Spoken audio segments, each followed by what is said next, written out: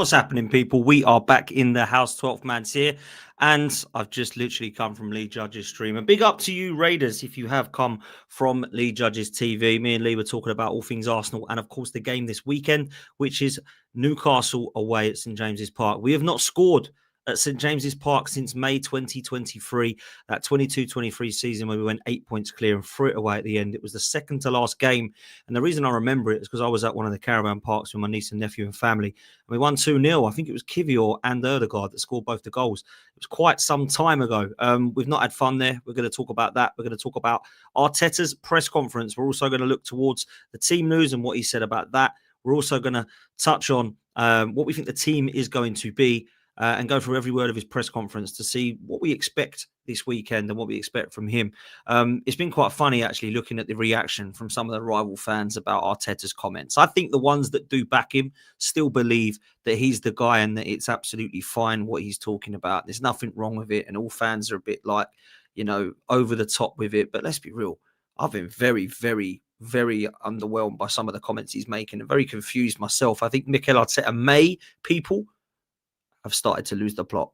Pressure's getting to him, and rightly so. The pressure should be on. This is Arsenal. We've got to win, got to deliver this season, and hopefully we can get the result at the weekend and get through a period of 6 games which have been tough. And if I would have probably said to you that we've got 6 games, we're going to beat United, we're going to beat Leeds, we're going to beat Forest, we're going to lose to Liverpool, but we are going to beat Newcastle and draw to Manchester City. There's not a lot of people that would have said to me, that's disgraceful. That's a shambles. I think most people would have probably said, we'll take that for now and see how we get on in the next 6, which, let's be real, we have to win every single one of them. Big up to everyone that's here and that's raided from Lee Judge's TV. Nearly 200 of you in here already, which is mad. Make sure you do me a favor and hit like and subscribe on your way in. We are very close towards the 55K. We need to be getting up to 60. So let's make sure that we do that. Big up to every single one of you. Make sure you're following the 2 sponsors for today. You've got OK Jerseys, 8% off for your £15 shirt using the code 12man, 12man. And of course, you've got the QR code that you can use the code POTS in capital letters for to get Match Bingo. Match Bingo has been very, very good for a lot of people that are messaging me saying they've won. And at the moment, Arsenal are leading the table. If you are a fan of another club, let me know if you win and I'll add you to the leaders board. But do scan the QR code at Match Bingo. Use the code POTS in capital letters and you need to credit at least £5 into your account so that you can play. And it is automatic. You do not need to do anything. It will give you a card whilst the games are on and the games are coming thick and fast. So this weekend will be a good one for you in a good opportunity. That's the sponsors. Let's go into the press conference. Now, Mikel Arteta has spoken today about what might be happening towards the weekend's games, and we're going to go through every single word of what he said. Now, in press conferences, he's been quite embarrassing at times, if I'm honest with you. So let's see what he's saying here. I've not read the whole of it. We're going to go through it live right now with you in the chat. So please make sure that you do smash like and subscribe as we do that. Okay, let's take a look. First of all, football aside, I did want to mention this, but I haven't done on purpose just for the pure fact that I knew it was the first question that would have been mentioned. Horrendous news of the passing of young Billy, no age, absolutely no age, going over the hoardings into a wall. Absolutely horrific tragedy, devastating news, and absolutely horrific. When you go to a football game, you think the worst that can happen is maybe you get a bad tackle. It's absolutely horrific that he, what has happened to him, and all of our thoughts go out to not just his friends, his family, but everyone that knew or knew of him, of course, his teammates, everybody that has got any connection to football and to young Billy. We really do send our condolences. It's absolutely horrendous news. It really is. And Mikel Arteta was asked on it, to be fair, and as classy as ever, we do get asked about these things. So let's see what he said. Big up to Shane. How you doing, Shane? You good, bro? All good, man. All good. Thanks for having me on. Absolute pleasure. Nah, come on, man. You're always welcome. You know that. Just going to go through the press conference, and we're just mentioning young Billy at the moment, which pretty horrific, to be fair. And he was asked on the sad passing of him. He said it's some shocking news. When I got home yesterday, straight away I was thinking about the family and how difficult it is to go through something like this in a very unexpected way. Hopefully the football authorities will dig in and understand what's happened, why it happened, and try to avoid these kind of things. Really sad news. Our full support with the family and our thoughts with all of the loved ones. Absolutely horrific news. When it comes to team news, Mikel Arteta was actually commenting on a few individuals. So I'll break this down a little bit and we'll come to you with some questions, Shane. He was asked on Odegaard's availability. He said that he'll be training with us for the next 2 days. Hopefully, he'll be available for the game. And on Saka's fitness, he said, yes, there's nothing to report here. I think he's played the game as anticipated. He did well, feels good, and he'll be training the next few days. And there is no news on the scan of Noni Madueke's injury. However, experts are suggesting 6 to 8 weeks out. What does this tell you, Shane, about Saka and Odegaard? Do you think both of them start, one of them start, neither of them start? What are you expecting from that, mate? I think both of them start. Saka definitely starts. That's why he had 60 minutes the other day. I think he 100% starts. If Odegaard's 80%, he'll start. I think that the team is going to be quite self-explanatory. And I do believe that if Odegaard is out, that it will be Merino in again. I genuinely do, just because of the way he's been playing in these big games. But I think both of them start. I was surprised Odegaard wasn't on the bench now against Port Vale, if I'm being honest. That's the only thing that makes me think that maybe not. But maybe he was saving him. But I think for a game like this, he wants him in. But yeah, Saka definitely. Odegaard, it depends. It depends on Odegaard. It depends on what he's telling us and what he's hiding. Yeah, I agree. I think Odegaard definitely will play if he thinks that he's at least 70 to 80% fit. Whether that means he'll play 90 minutes, I'm not sure. Saka's definitely starting. I mean, we saw him start the other night, and everyone knows whenever he's half fit, he plays him. So he's obsessed with playing Saka, which is great because he's a great player. But at the same time, he has come back from injury and not looked quite the same to me. Do you think these two players will end up having good seasons here, Shane? Or do you have serious concerns about the form across the season of both Odegaard and Saka? As far as Odegaard, no, I just don't think he's that level. I never really have. I think 22, 23, he was good. The season after, he was okay. I think there's been a massive sort of collapse, I suppose you'd have to say, in his form. A lot of it's to do with how deep he has to go to pick up the ball now. The way we're not allowed to take chances. And his game used to be about taking chances, about trying through passes, about people say it's a low block this, low block that. But I just don't think he is that player. And I never really have been fully convinced by him. I think he's a very good player.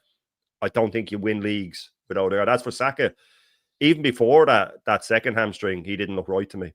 He did not look right at the end of last season. He didn't look right at the start of this season. That burst of pace is gone. And that's what a grade 3 hamstring does.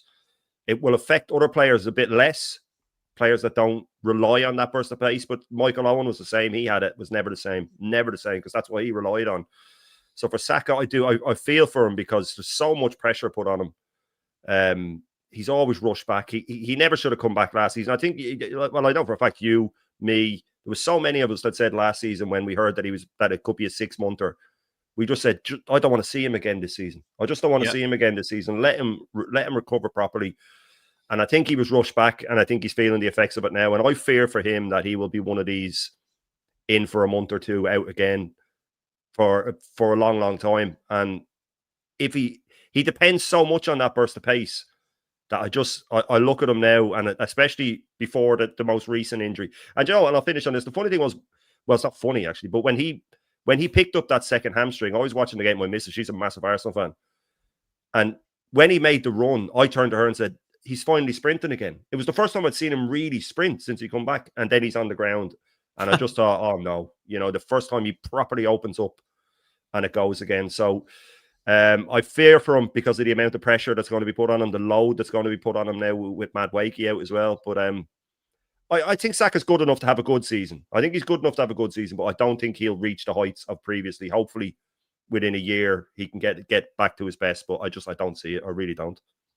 Yeah, I agree. I think Saka at the moment, I think we have to have a bit of a plan as to how much football he's playing whilst Noni Madueke is out. If it is true that he's out for 6 to 8 weeks, I think we might have to see Ethan on the right or Max Dowman at times, Shane. Yep. I actually think we will. And I know that people don't like the thought of Max Dowman and Ethan playing a lot of games, but I truly believe that that's what's going to have to happen. Do you think there's any other player other than those two that could kind of take a few minutes away from Saka? Or well, we know he doesn't mind putting Martinelli out there. He's done that before.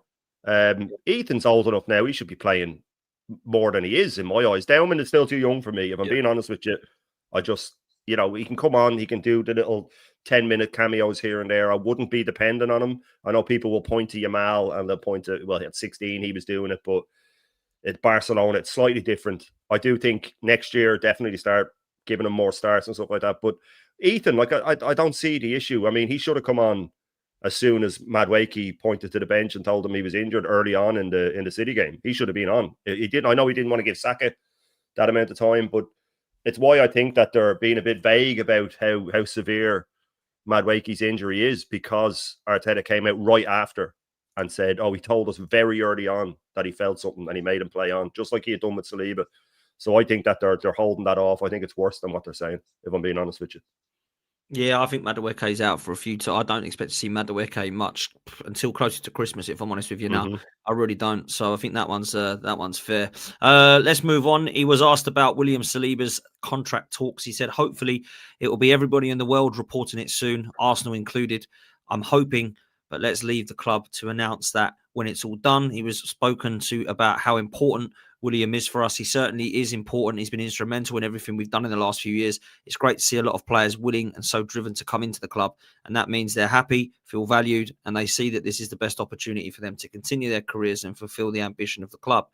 He was asked on how much pride he's taken in Saliba's form. He said it's very impressive what he's done at his age, because sometimes we tend to forget his consistency. I think the way he's progressed, I think the way he's matured as well as a person, and his role in the team has grown year after year. I think he's built a partnership with Gabby especially, but also with the back line and the goalkeeper. And that has the best defensive record in the last 3 years. I think he's been pivotal to that. This is unbelievable news, Shane, isn't it? Let's be real. I know you and I are not known to be the most positive gooners at times. However, this is definitely positive news. And I think Andrea Burton needs to take a bow on this one. Yeah. No, it's massive. It's massive. Listen, Saliba's one of the best defenders out there. I've always said that when it comes to the absolute sort of peak of their powers, I think Saliba is better than Gabriel. I think Gabriel's been better the last 2 years, but I think Saliba is a better all-round defender.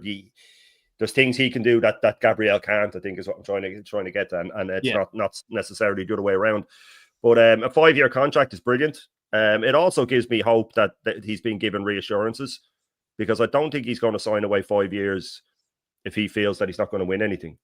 So I think he's been given reassurances along the lines of, look, you're either going to win with him this season or there'll be someone else. And maybe not that bluntly put, but I'm sure he's not going to sign away 5 years of his prime without getting reassurances that he will be winning at some stage. So I think it's a massive deal. I read bits of this earlier. I just glanced at it on X. And I knew this lad would have to take credit for it himself, which he does at some point in it. He says, oh, yeah, I talked to him and he wants to stay with me and play for me, or whatever way he worded it. I'm sure he made it about himself. But it's massive. It's massive. Saliba's massive. I think the second one's done as well. I think they're going to time it to bring it out now in the next few weeks, or maybe if we lose to Newcastle, that'll get dropped. But I think Saka's signed up as well. I think that he's going to be the highest paid player. So, listen, it's all good, man. It's all good. We have money now. We're not having to let players go. It's the growth of the club. A lot of it goes back to, which people probably don't want to admit, but a lot of it goes back to the sacrifices Wenger made. It's all paying off now. All of that stuff is starting to come back around.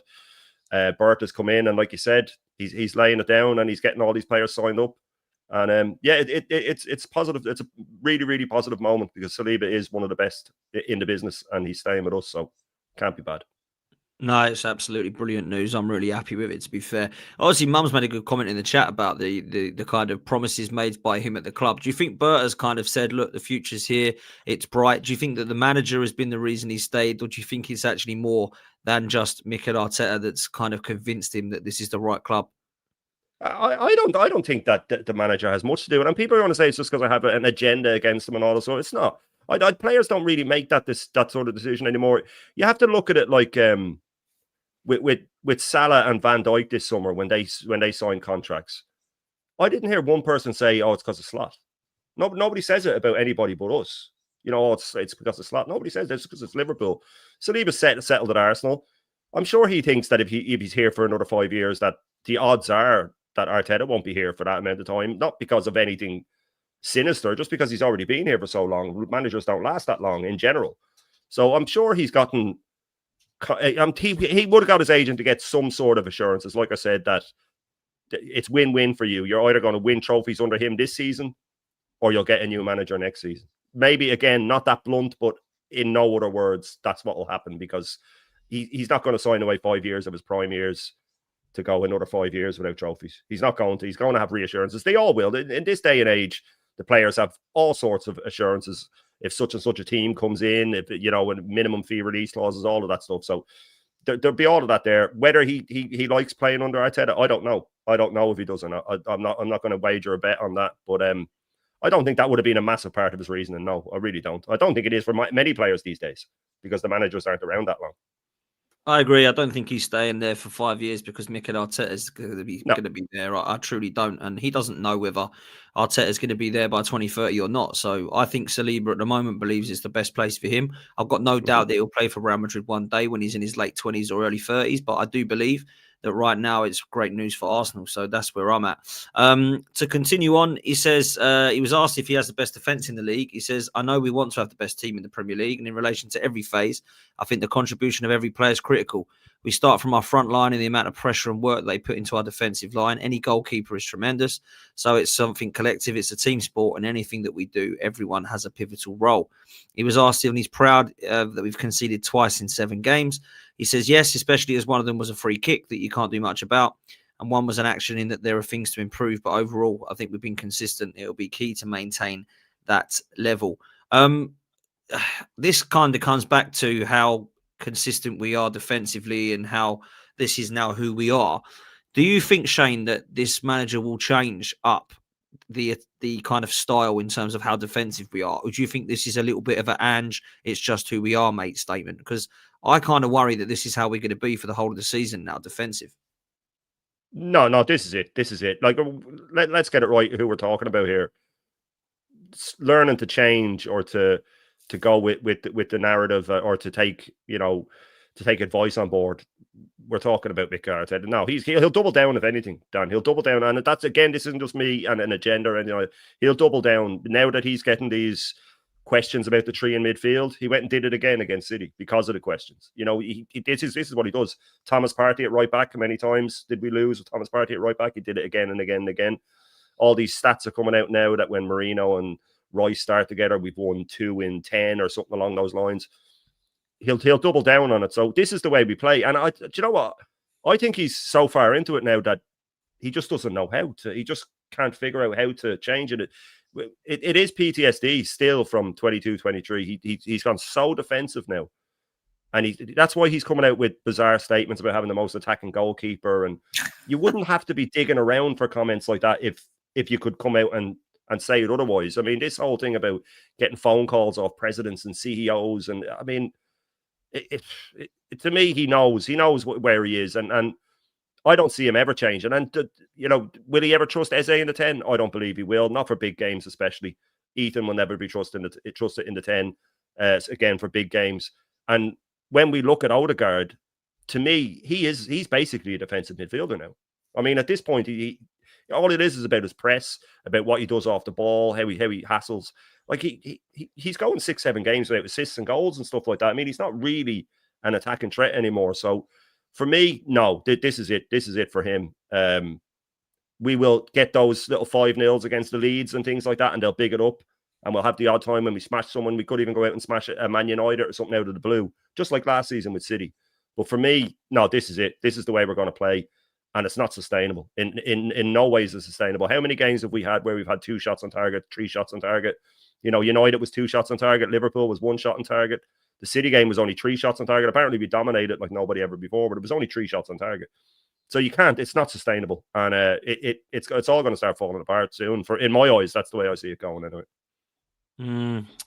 I tend to think that you're right. We've got a couple of members in the house. We've got Kihir, absolute legend. Thank you so much for becoming a member, bro. Really appreciate you. And we've also got Shepo as well. If you would like to be a member, then all you need to do is hit like, subscribe, and then the join button next to that. And you can become a member of the channel. So thank you so much for helping the 12th Man community grow, and welcome.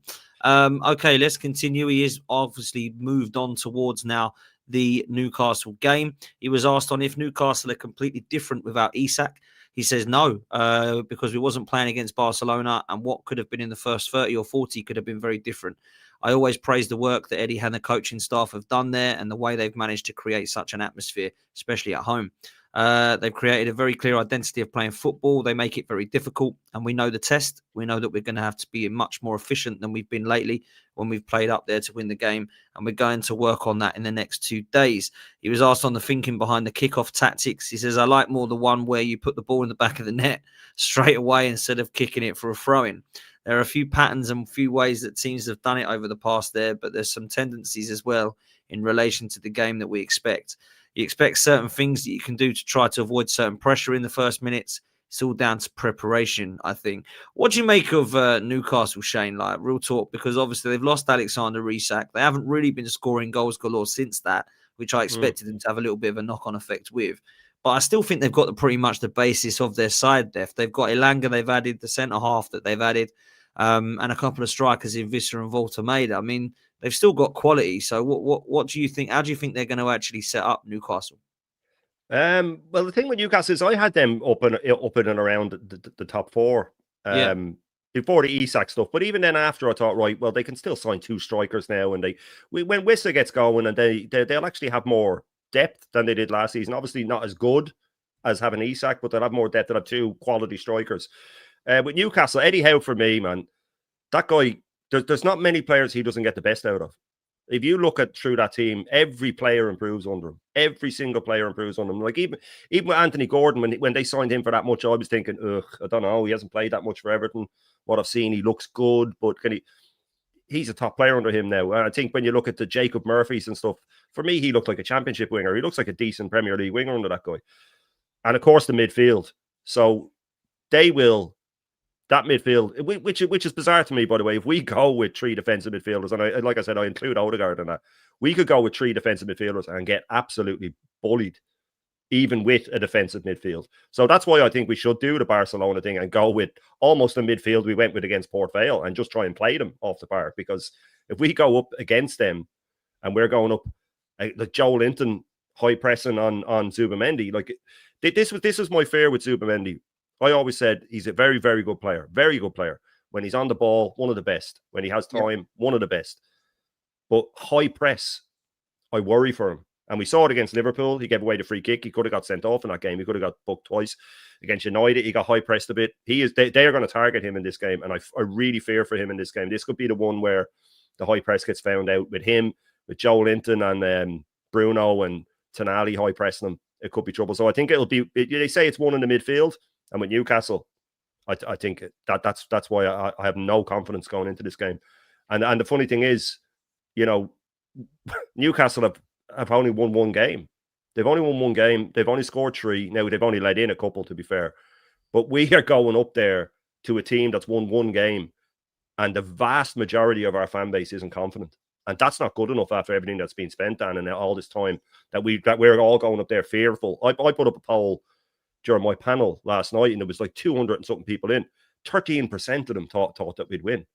I mean, that's terrifying. And then even on one of the other channels, one of the hyper positive ones, I was told that it was 30%, 3-0, which still is crazy for the hyper positive side. So for me, Newcastle, they have that fear factor for us. They don't like us, and rightly so, when Arteta is coming out and blaming the ball and blaming the refs and blaming everything when we lose. We've had 3 shots on target in our last 3 visits there, 1 in each game. So, I do fear for us. But Newcastle, I think, will come good as the season goes on. But I'm not confident at all going into this game. How do you feel about it? Well, I've put a poll in the chat myself because I'm not sure what my chat will think. So let's do the poll. Let's say Arsenal, Newcastle, win, lose, or draw. I'm going for a draw, bruv. I think it will be a 1-1. I don't see us taking 3 points. And if I'm honest with you, I should be more confident going into this game because we're in a position where we've got the better side. We're on the better form. Newcastle haven't really got going yet. They're struggling to score goals. But we're not playing attack-minded enough to go there and believe that we're going to do that. We've also got the atmosphere of St James's Park, the bogey team, the form, which all counts in my opinion. So I think this will be a struggle, brother, if I'm honest with you. So, I mean, at the moment, the poll is suggesting with a few votes very early on that we'll lose. 54% people think we'll lose this game. 28% think draw. 17% at the moment believe we'll win the game. It's not good enough, Dan, that we feel that way after this. It's crazy, isn't it? It's not good enough. It really isn't. How Mm. can you be spending all this money and then going into that game thinking, I'm not sure that we will? Couple of super chats. Martin says, big up Shane and Dan. Shane's a real one. Big up to you, bro. Much appreciated. Thomas says, got 0-0 written all over it. Arteta will play it safe. Yeah, a lot of people believe the same, to be honest. Big up to Soph. Let me know what you think the score will be, Soph, because I know you're a big Newcastle fan. So what are you expecting, mate? Are you thinking that this is going to be a win for you guys, or do you think that Arsenal might do it, or of course a draw? So let me know in the chat. I think it's a real close one. This I don't think that it's going to be a real interesting one. Sophie thinks 2-0. I guess you mean to Newcastle. You're always going to back your side. To be fair to you, I don't blame you, but yeah, a lot of people think this is going to be a close one. But look, we'll do predictions towards the end and see how we get on. But it's going to be interesting. The next paragraphs are if we only kick the ball straight out away from home. On if we would only kick the ball straight out away from home. Okay, it depends. The tip off thing he's doing, you know, where he's belting at the rugby. Right, okay, I'm with you now. Yeah, okay, God, yeah, it's ridiculous, isn't it? He was smug about this, by the way, Dan. Like, he's a genius. He was smirking when he answered this. This is the problem. He's all about himself, brother. It's all about himself. Says it depends. First half, second half, you concede. It's 2 minutes to go. It depends. I think the context of the match and results make you decide what's the best thing to do. Said if he's considering any other kickoff tactics, he said probably yes. Oh my God, man. £15.6 million a year to come up with kickoff tactics. It's just incredible, isn't it, mate? It really is, man. He's gone back to Saliba saying he's probably exceeded all of his expectations. He's especially the way he started the relationship, probably different expectations or ideas of how to create the best pathway for him to fulfill his potential, but thinks at some point we got to the same conclusion, to the same line, and started to work together. From there, with the help of all the coaches and players, everything started to flourish because it was clear that the potential was there. It was about timing and, especially in my opinion, creating the right environment and players for him to deliver what he could do. Saliba's not a problem, to be honest. I wouldn't be asking much questions about the potential of him. It's clear to see what he is and about him. But he was asked about Saka's next goal involvement, which would be his 100th in the Premier League. He says 100, 101 and 102 hopefully on Sunday. I think that's in less than 200 games as well, which is a really impressive record. And that tells you again, when we talk about consistency of attacking players, creative players, it's very rare to find. And at his age especially more, but that's the talent that we have. What's funny there is he's actually saying, Shane, oh, look, that's what we talk about, consistency of attacking players. So he's basically saying we have attacking players, so let's not talk about the fact that we don't. No one's actually said that Arsenal don't have attacking players. What he's not quite getting is people are questioning why you have attacking players and can't play an attacking style.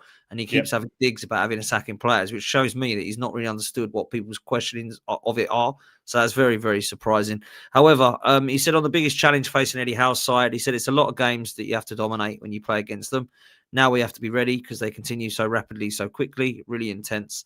We will prepare for that. We know that as well, but increasingly, especially our efficiency and two very specific key things, I think it gives us the best chance to win the game. Look, I do think that this is going to be a midfield battle, if I'm honest with you. You said, I think Tonali, Bruno and Joe Linton, we know what we're getting there. Joe Linton's a bully boy. Tonali's a beautiful footballer as a 6, and Bruno Guimaraes covers every blade of grass and he'll hack the hell out of you, right? So we've got to try and match that. Now, I don't think that Odegaard and Joe Linton are anything like each other, but certainly I expect him to come in. Declan Rice, I think, has got to give as good as he gets when it comes to Bruno Guimaraes. And I think that Tonali and Zubimendi, I mean, they're very different. Zubimendi, like you say, I think off the ball at times, I'm not too sure of his positioning. And sometimes when he loses the ball, it's quite dangerous. I mean, for the Liverpool game, for example, he lost the ball and they scored from that free kick. Now, I'm not saying that, they don't deserve to. It was an unbelievable free kick, but it was just a silly, sloppy bit of play that could have been avoided. So I do worry a little bit about Zubimendi in this game because I feel like he could get pushed off the ball a bit. So I'm kind of looking at, that kind of thing. Do you expect any other key threat from Newcastle in any other positions, Shane? Or I think Gordon's going to be raring to go coming back from suspension. He always has a good time against us anyway. He will be up against Timber though. So I mean, I've only really seen since Timber's been at Arsenal get sort of outplayed, and that was by Doku last week. That's the first time I've really seen him not be one of the best players on the pitch, and I highly rate him. I think Timber's possibly he's world class. I don't hand out world class often.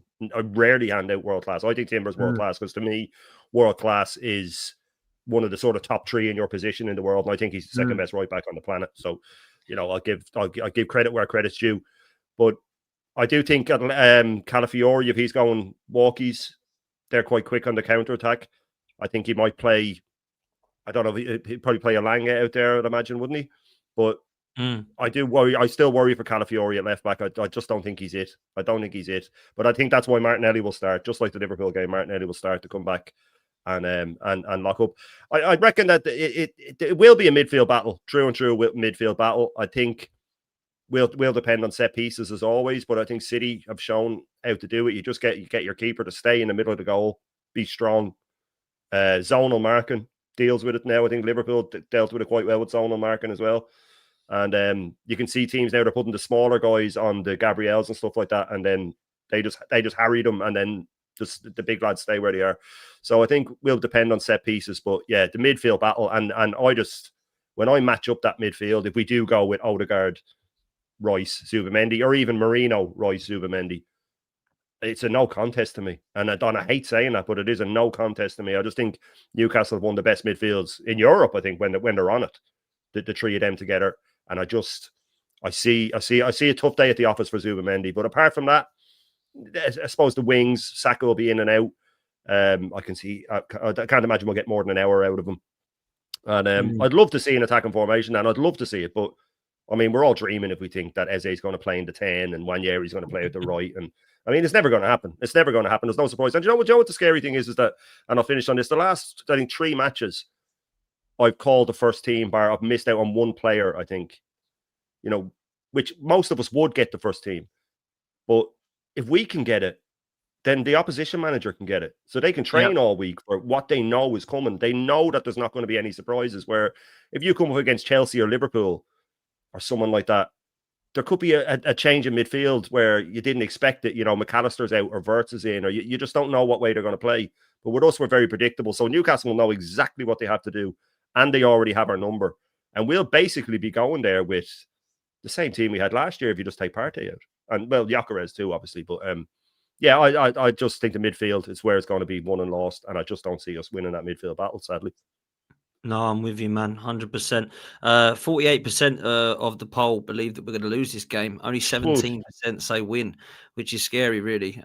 So, yeah, a lot of people are looking at the anxiety and PTSD of St. James's Park over the last couple of seasons. But we'll see, man. We'll see. I happen to not think we will. I don't think we will lose this game. I don't think we're going to win it, however. Let's do the maths and work out what I think it's going to be then. Okay, move on to this, which says on plenty of players having signed new contracts recently. He says he's extremely happy every time he sits with a player and discusses with the club what their intentions are. The first thing they say is what they want to continue to do with us. They want to win with us, and they want to continue to grow with us. That's a great thing to have, because it's not always the case. We don't take it for granted, but that means that obviously the club's doing really well to make their people and the staff feel very valuable and happy here. He says on how the club has evolved since he was playing in the team. He says he thinks the circumstances were different. We moved to the Emirates. The club had other needs. It would be difficult to compare. What I can say again is that I'm extremely happy that the players are feeling so committed and willing to continue with us, because we want to do the same and continue with them because they've been exceptional for us. Do you think there is a feeling of change within board level and boardroom that the players have found, Shane, in terms of Andrea Berta coming in, obviously Josh Kroenke being slightly more vocal? The rumours of him being ruthless with the manager and having a chat with him already. Do you think that the players have seen that, or do you think that it's going to be quite powerful from the manager's voice still? Yeah, I think that the stability of the club definitely comes into it. Berta's playing a massive part. Now, let's get it right. I mean, when you see 8 players come in the door, then you go, right, okay, the club's moving in the right direction. It will also free up the idea that if it doesn't work with this manager, they will move him on and they will win trophies. I'm sure there's a lot of meetings held. The players all talk to each other as well. And you know, it takes one of them to sign up, and then the rest do. I mean, if Gabriel had to sign, then Saliba mightn't. You know what I mean? He might go, well, if he's not staying, and I'm not staying. So it does sort of snowball through. It's the feel good factor and all that. But the funny thing is, like, when they talk about the players that used to leave us and stuff like that, but I mean, when Ozil signed a new contract and Aubameyang signed a new contract, there was uproar. Oh, why are we signing them on so much money and stuff like that? Nobody's talking about the money these guys are going on. I mean, Saliba's definitely going on. He must be going on to 280. Must be going in and around the 280 mark. So he's going on to big money. I know that the other contracts were bigger. But when players used to leave us, you know, especially in the sort of the mid Wenger years, they were normally, most of them when they left, like the plebs and stuff like that, you realize then, oh, I thought they still had a lot to give, but they didn't. So Wenger knew when to let them go. Obviously, near the end, he was letting them go when they're in their prime, and that was all down to paying off the Emirates and all that stuff. But obviously now players are signing, it's all good. And I think it's just a snowball effect. Like I said, it's one of the big players stays, another one stays, another one stays, and another one stays. And it's all good stuff. It's all good stuff. But they're definitely getting reassurances. And the other side, or the top gooners, or whatever you want to call them, come out and say, no, it's all down to Arteta. They're getting assurances. Nobody in any walk of life, and not just at Arsenal, at any club, signs away 5 years without getting massive reassurances about whatever it may be. It could be something else to do with the club. So it's all good. People are staying.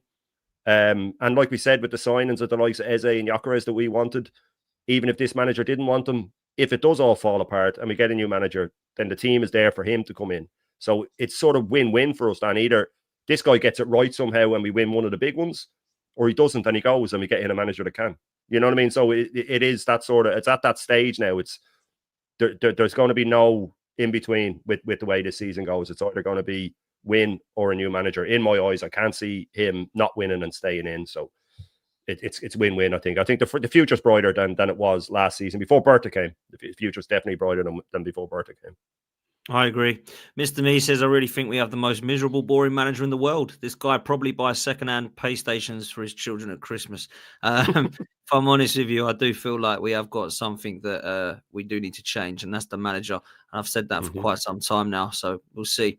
Okay, he was asked on Bukayo Saka's contract. He says he'd love that from everything that he knows. He's a player that's extremely happy here, proud to be here, and he has the role that he has at the football club, which things will develop in a natural way like they always do. We know that everybody knows how important Bukayo Saka is for us, so hopefully he can do that, and I do happen to believe that he will sign with Arsenal. He was asked on how much pride he takes in players wanting to stay here. He said he was quite direct with him because when you hear that noise, you understand the certain expectations. At the end, players have feelings and they've been educated in their families, maybe dreaming about something one day, and that's a real natural thing to have. When I saw that with William, I asked him the question. He said, no, I want to stay here. I want to play here for you. And I'm very happy in his own way. So that's great to hear. He's kind of making it about himself again here, Shane, isn't he? Yeah, of course. On Real Madrid's reported interest in Saliba. In general, I don't want to be specific, but it was obviously the amount of noise that was around certain clubs. We don't have to name any teams, but there are not as well that many that can come and get William out of Arsenal. So it was clear. And again, he was so transparent and honest from the beginning. He was asked on the atmosphere at St. James's Park. He said it's incredibly beautiful. I think it's one of the best football atmospheres in this country. As a player and as a fan and as a coach, you want to live in this atmosphere. They play every single ball with you. It's electric. There's so much support there. And it's one team, one city, I think, that makes it different as well. It's such a challenge and important opportunity as well. So it's a great game to play. I actually happen to agree. I do think it's fantastic at St. James's Park. He was asked on what he took from their game against Barcelona. He said there are two ways to look at that game with a tactical view. It's on mute or put the volume up. And I decided to put the volume up just to understand it. In every decision, there's an emotional contribution. And certainly when you have to play your game and the way you want to play there, you have to be able to do that in the atmosphere. And I think that's beautiful. He was asked on his conversation with Saliba in the past that helped him get on the same page. He said there's a few. I mean, what a stupid question, by the way. There's a few. The last one, it was unfortunately over the phone because it was during COVID. I said, listen, I have to be honest. The last thing that I want is you being here and you not playing the football that, in my opinion, you have to play in order to continue to develop. The club was on board with that. And after that, when I saw him and looked him in his eyes, I said, in my opinion, you're ready. What do you think? And he said, yes, I'm ready. And then everything started to flourish. He was asked on what it was made him ready during that year. He said, when I started seeing him in training, the things in that, my opinion, basics that you need to absolutely dominate to play as a centre-back in this league. He said on how important the first 5 minutes of the game will be. The first 5 are the most important. And then the next 5 until the referee blows the whistle is everything, momentum, tendencies and feelings in relation to how the team's feeling in that moment on the pitch. But at the end, you need to be dominant for long periods of time to win there. And that's what we'll try to do on Sunday. I think it's interesting when people say we dominate, because there's a difference between dominating possession and dominating the game. Because dominating the game to me is going for it and peppering a goal. Dominating the possession is passing it around nicely at 0-0. And I feel like we've done the latter of too much, if I'm honest with you, Shane. So I kind of want to be seeing that change and we actually going for it. Do you see any form of like part of the game on Sunday that he might actually go a little bit more gung-ho? Or do you think it's going to be keep it tight and throughout with possession based sideways and backwards? No, the only way we'll go gung-ho is if they're 1-0 up with 10, 15 minutes left. That's it. That's the only time we ever see it, really. Or against a smaller team when they've sort of when they're trying to shut up shop. But no, I don't see it. He'll do the exact same thing. This thing about dominating. And over here, there's Premier Sports. I don't know if you have it over there, but it's an Irish sports channel. But they always show a 3:00 Saturday game, right? And they have all the Irish pundits on it, but they just don't hold back. Like, they do not hold back. They just say it like it is. But Shay Gibbon was saying about the dominating thing, and he just said, well, what's he talking about? Dominating is, like you said, exactly what you said there. That's when the keeper's making worldy saves and you're peppering the goal. You know, dominating isn't anybody can shoehorn pass the ball around. That's all we do. And if you look at the amount of touches we have, it's always the defenders with the highest. Saliba's the most amount of touches, and then it's maybe Zubamendi will be third or fourth down the list, and it's sideways passing. The thing is, you know, he doesn't seem to figure out that taking a risk, yes, you might lose the ball, but there's more chance of setting up a goal. Like everybody's talking about Dowman's pass to Gyökeres against Port Vale. That's what you need. You need someone to do that, to just take a chance. And that was quite similar to an Odegaard pass. I think it would have been 22-23 on the counter-attack. He played a sort of a blind pass like that where he played it through the halfway line. I think Martinelli might have gone on and scored. But he's not allowed to do that stuff anymore. And this is being coached out of them, because you look at, even in the preseason friendly against Spurs, you could be heard over the microphone shouting at Odegaard, play the safe pass, getting Eze to hug the touchline and all this stuff. So I don't think he's figured out yet, or else he just refuses to acknowledge that, you know, yes, there's more of a risk if you're throwing players forward, but if you go all out attack, or not even all out attack, you just attack a bit more and take more risks. Yeah, you'll probably let in 6-7 more goals in the league that season, but you'll score 20 or 30 more. You know what I mean? So he needs to find a balance. And like we said earlier, he's just gone too far. So I don't see any risks being taken whatsoever in this game. I think it's going to be much of a muchness that we've seen.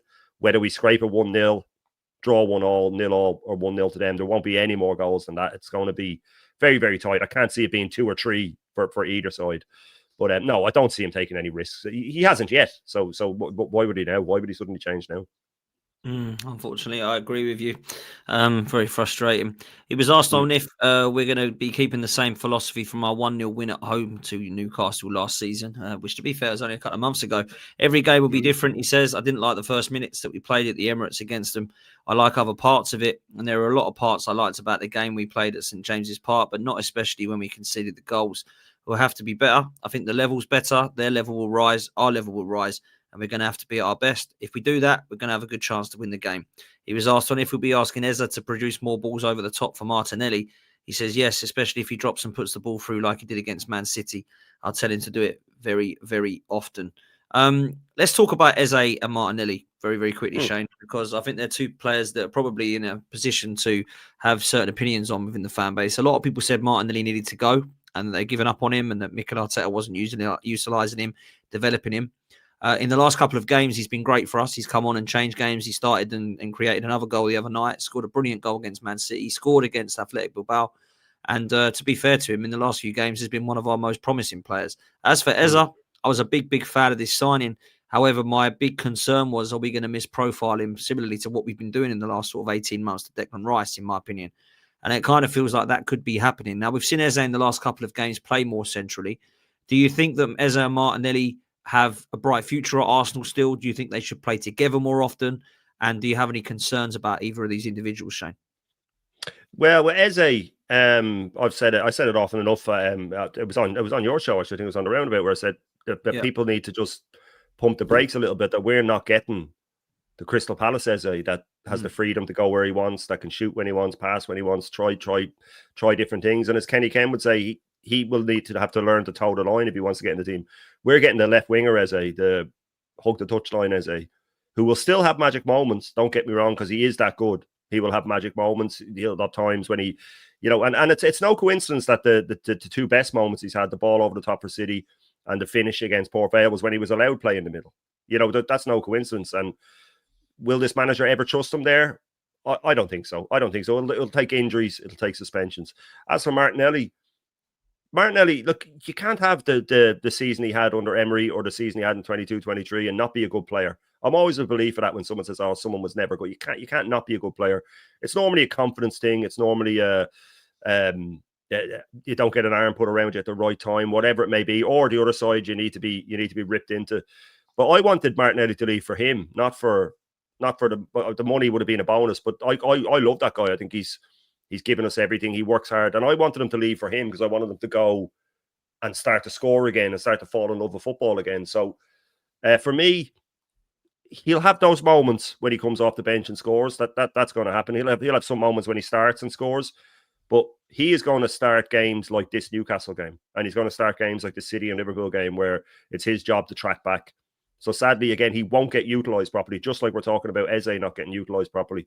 And that's just a shame to me. I just think it's very frustrating that we can sit here and we can look at things that are very easy to fix. And people go, "Well, you're not a coach." And you go, "Well, are you telling me then that Eze wouldn't be better in the 10 or that Martinelli should be allowed, take players on more?"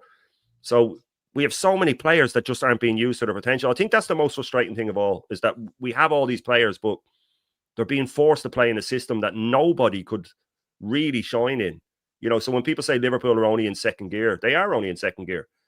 But I think we're in the highest gear we can get to in this system because the players are just not allowed to express themselves.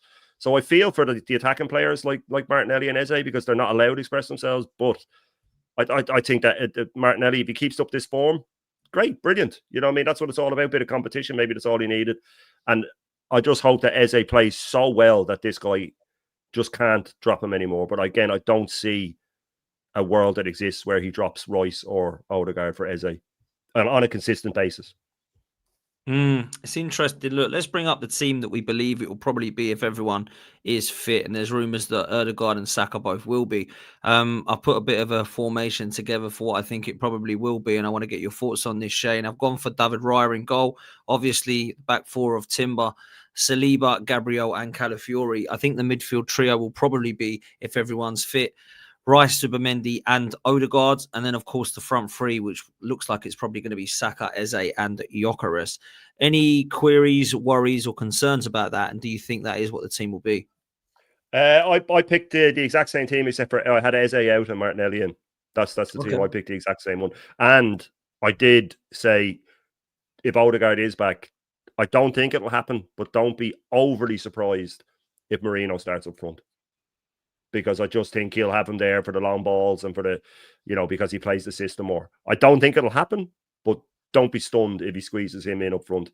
But apart from that, I had Martinelli for Eze, and I had obviously the same midfield. And if Odegaard's out, then Merino in. But I just don't see Eze starting. I really don't. Just because he won't track back, because he will track back, but not enough. And he has the excuse now because Martinelli's been scoring and assisting, and which again you can't really argue with it if he does it. Because you go, well, we're asking to play players on form. But again, it's that midfield, Dan. Look, there's that midfield, especially when you look at how tired Rice looks. Odegaard's coming back from injury and Zubimendi looks like he could get bullied. And when you think of the Newcastle players, Eddie Howe doesn't need to G them up. He just has to go, remember the time this manager said that it was the ref that won you the game? Remember the time he said it was the ball? Remember the time? You know what I mean? He doesn't need to. He just needs to go out and tell them. So I fear for that midfield, and I fear for Calafiori. But if we were to score early, who knows? If we score early, it could be a different thing. But yeah, that's basically going to be the starting lineup, I think. Do you think the best chance of us scoring is still from a set piece or a corner? Yeah. Yeah, I think the manager will set up like that as well and believe that. Look, if Odegaard isn't fit, he'll play Merino. He won't play Eze in there and then Martinelli left like we all want. He'll play Merino in there. Do you think that why have you gone with Martinelli over Eze? Do you just think he prefers Martinelli for this game, or do you think that he prefers Martinelli in general on the left, or what are you saying? I think he prefers Martinelli in general. Yeah, look, again, people will say they can say what they want with the Ezes and the Gyökeres and the players that we sort of feel he didn't want. I do think they're going to have to do double to win him over to become starters. I think with the Martinelli thing, if he had done it for no reason, like he did against Liverpool, and then we could have something to say. We could go, well, what are you doing here? But he has got the excuse now because he scored 2 and because he assisted. So you do kind of feel like Martinelli's earned his place. I would rather Eze start all the time. I think we all would. I don't want Eze out the left, but if we're going to put anyone out the left, I'd prefer it to be him. But I just think Martinelli will come in. He'll say it's because of what he's done going forward, but in truth, it's because of what he does defensively. Because we're up against Newcastle away from home. Yeah, Martinelli is definitely much more defensive, and you haven't seen Mikel Arteta do much other than point fingers and what Eze hasn't done right. I have felt like Eze and Gyökeres and some of the other guys, they just weren't players that he wanted. I think he wanted Sesko and Williams, and because he didn't get them, he's not going to be 100% set now on Eze and Gyökeres. And even though he believes that they could be good players, he doesn't believe that they were the ones that are needed. So I was speaking to Judges about it earlier, about the need for Havertz and Ødegaard to be forced back into this side. And he said, I wouldn't be surprised if things were as they were now and Ødegaard was injured and Havertz wasn't, that Havertz would be playing in the attacking 10. And I kind of... Well, he kind of let that slip down himself in the press conference the other week. Sorry to cut across you. He kind of let that slip. He said, when he was asked about playing the 3 fridges in midfield, and he said, oh, well, Martin, or against Liverpool, he said, oh, well, Martin wasn't fully fit and Kai is injured. So he didn't come out and say it, but to me, that is him basically admitting that that's the way he sees it. It's incredible, really, that how Havertz is still being mentioned as potentially being needed. I just not a fan, really, but each to their own. The front 3, let's talk about that quickly. You got Saka and Gyökeres and Eze, potentially Martinelli, whatever it's going to be. It's going to be 3 players that are known to going forward. Gyökeres, what's your thoughts? Is this a style problem, or is Gyökeres not very good? Because I'm going to be absolutely crying if anyone believes that Gyökeres has just got fluky and got 100 goals in 2 seasons and he ain't actually that good. I think Mikel Arteta has got to get the best out of this team for him to be scoring. And when no one's provided him any service, Shane, I think that's going to be very, very hard for him. So what's your thoughts on Gyökeres, just quick? That's 100% the style problem. 100%. Like you said, he can't fluke 2 seasons like that. It's impossible. I don't care about the league. He did it against City. He got a hat-trick against City, so there's no need for that. It's a total style problem. That guy against Man City, Liverpool and United has, and this isn't just me throwing out superlatives, he's had 0 chances created for him. 0 chances in three big games. The 2 chances he scored in open play was when one was played over his shoulder. He cut inside against these and scored. The other one was when Eze perfectly pulled the ball back to him and he got the tap in, the type of goal we're expecting him to score. And the other one was a penalty.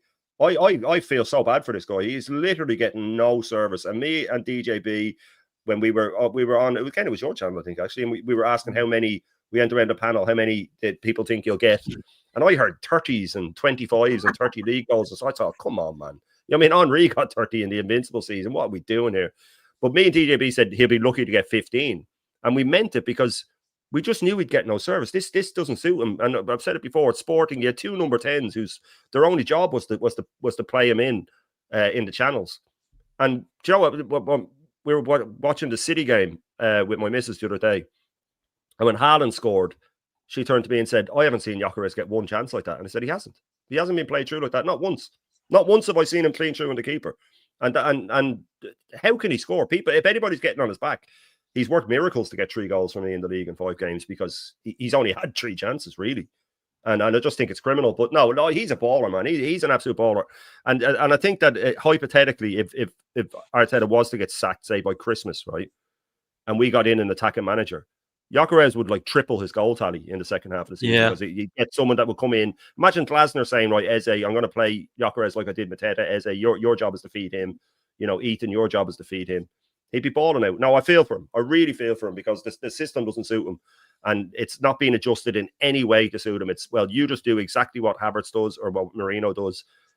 And that's it. Like, it's just crazy to me to have that Rolls Royce up there and you don't use it. But that could be the straw that breaks his back, the camel's back, because Gyökeres won't take that for long. I can see him reacting at some point with true frustration, but we shall see.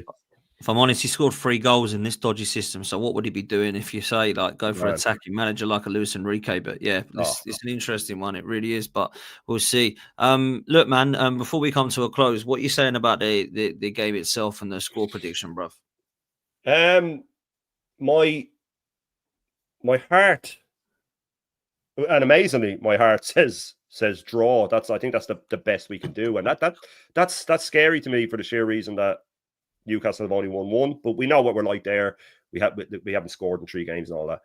But I just see it being a 1-0 to them. I see it being 1-0 to them. I just see an early goal, and then we just get frustrated, and it being 1-0 to them. And if Liverpool have already won, which I expect them to, and Bournemouth have won, and Tottenham have won, and City have won, not saying they all will, but it mainly just Liverpool. If Liverpool have won down and we even draw that game, I mean, it's over. It is over. We ain't catching them if that's the case. And again, that's ridiculous. We shouldn't be. Me and DJB were on a stream the other day, and he didn't even realize he said, "Now I hope Palace do us a favor on Saturday." And I was saying, I can't believe we're asking for other teams to do us a favor already. Man, it's week 5 games into the season, and we're asking other teams to do us a favor. But yeah, look, I just don't see it. It's not going to be pretty. I don't see more than 2 goals maximum.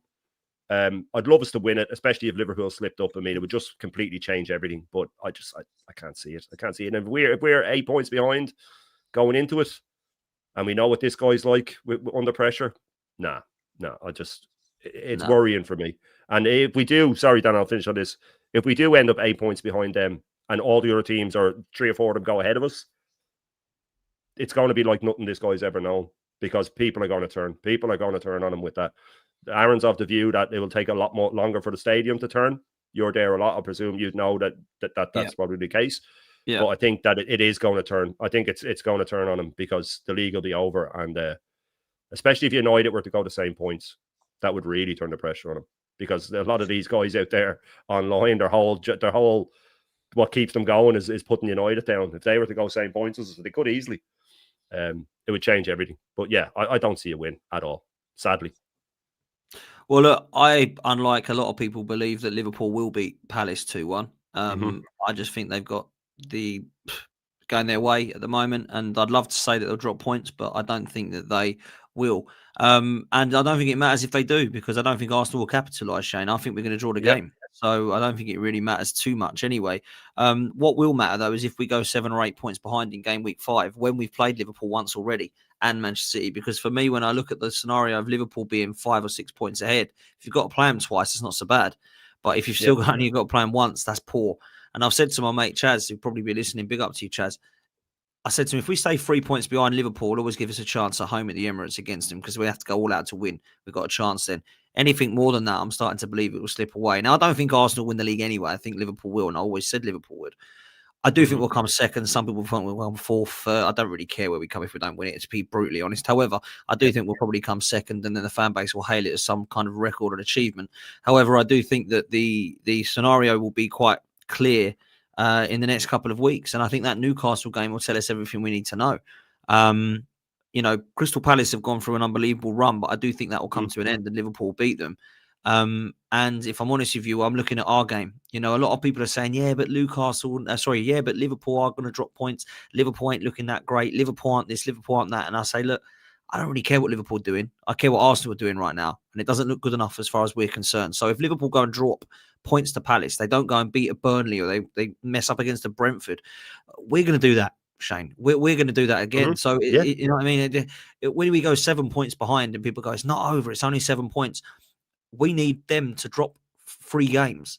And us to be perfect. We're going to drop another 3 games easily. So in this, before the season ends, we're only in game week 5. So I think it will become a little bit embarrassing, to be fair. And that goes for Manchester City and Chelsea and all the other guys as well, by the way, not just Arsenal.